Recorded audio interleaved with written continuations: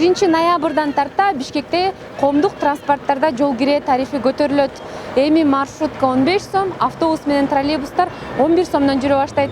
Мындай бааларга шаар тургундарынын көз карашы кандай? Азыр билип көрөбүз.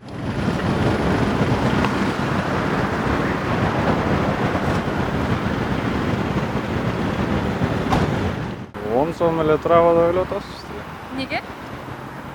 Элдин ошонтойгон эле. Негизи водительдер деле түшүнүш керек.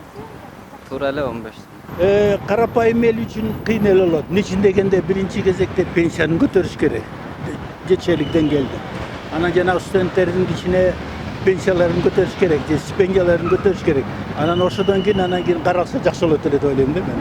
Эми көтөрүлсө, элдин баарына көтөрүлсө деп этебиз да. Так кандай пенсиябыз кичинекей болсо, биз болсо пенсионер жалаң эле дары-дармегибизге кетип атпай акчанын бар тең эле. Оорураак болот, пенсия? Конечно, оорураак эле болот. Белгиде караш керек. Негизи өзүнүн казына соответствие жасаш керек деп ойлойм мен. Сизчи жагандагы? Ооба да бензин кымбаттап атат, алар деле үй бүлөсүн багыш керек да. Туура эле? Туура эле көз караштан көтөрүш керек.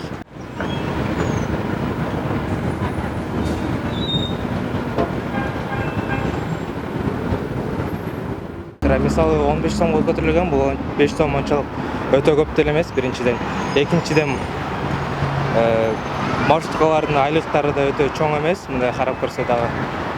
Ошо көз карашым ушундай эле болот. Эми баары деле кымбаттап атпайбы? Алардыкы деле балким чын да 10 сомдон көптөн бери немеге чыгышат. 15 сомдон жакшы эле го менимче. Баардыгы кымбаттап, продукты, кийимдер баары деле кымбаттап атат. Ал деле кымбаттаса, эми мен жакшы эле көз караштамын. Туура эле го, азыр баары эле көтөрүлүп атпайбы? Демек, эми сизге ыңгайлуу эле болот. Сизгечи? Мен деле ошо макул. Каршы. Студенттердин окуусу башталды. Аларга аябай кыйын болуп калат го. Ну, в принципе, конечно, все растет в цене. Водители тоже требуют, чтобы и тарифы были выше. Но то, что передавали, я, в принципе, считаю приемлемым.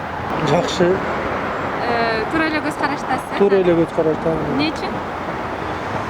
Бүт нерсе кымбаттап атпайбы? Ошон үчүн баары ошондой эле го.